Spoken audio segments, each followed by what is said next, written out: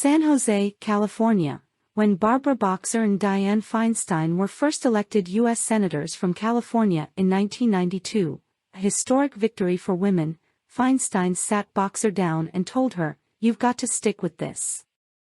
The longer you stay, the better you'll feel, the more you'll get done." Boxer took the advice to heart and stayed in office 24 years before retiring in 2017. She was right. There's no question about it, Boxer told the Bay Area News Group on Friday. But having said that, you've got to be able to do the job. Feinstein has been unable to do that job for the past 2 months as the 89-year-old and oldest member of the U.S. Senate slowly recovers from shingles. She has missed more than 60 votes so far this year, leading a number of her fellow Democrats to call for her resignation, including Representative Ro Khanna of the Bay Area.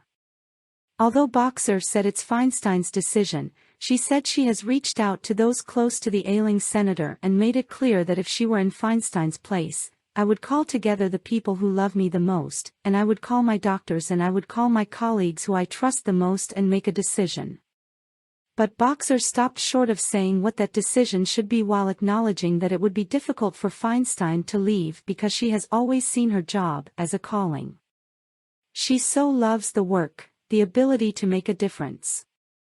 "Believe me, I understand. That's why I'm saying it's really hard," Boxer said. But I guess it was Pete Seeger who wrote "There's a season for everything. Turn, turn, turn." Feinstein already had announced that she would not seek a 6th term in 2024.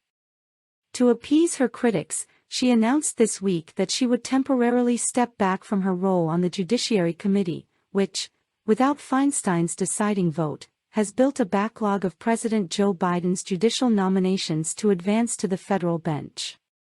She made the announcement hours after Khanna tweeted, "We need to put the country ahead of personal loyalty." While she has had a lifetime of public service, it is obvious she can no longer fulfill her duties.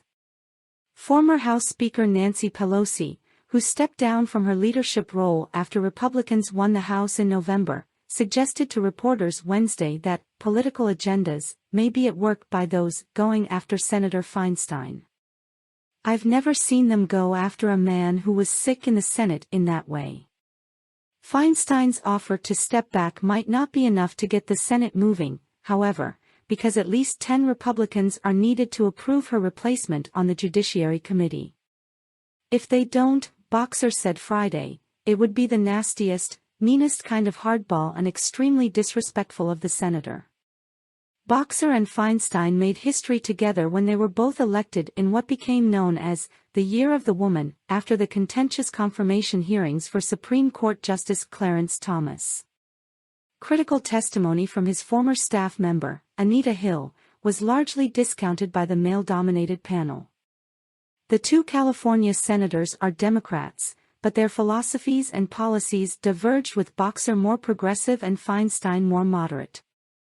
Boxer voted against the war in Iraq. Feinstein voted for it. Boxer fought for salmon fisheries. Feinstein fought for Central Valley water interests. One night, Boxer remembers, they had dinner together and discussed that while they may disagree, we will do no harm. We will respect each other because this partnership is too important for our state. Boxer has exchanged emails and letters with Feinstein but hasn't spoken to her directly since shortly after Feinstein's husband, Richard Blum, died of cancer a year ago at age 86, a loss that Feinstein told her was harder than she ever thought it would be. Boxer said she has often told Feinstein how much she is enjoying her post-Senate life and recently returned from Florida where she gave a speech to Planned Parenthood. "I left at the top of my game," said Boxer, who left the Senate when she was 76. "I've told her many times that it's wonderful to be in California, to do the work you want, to teach, to speak. I've told her that, but that was me. This is Dianne."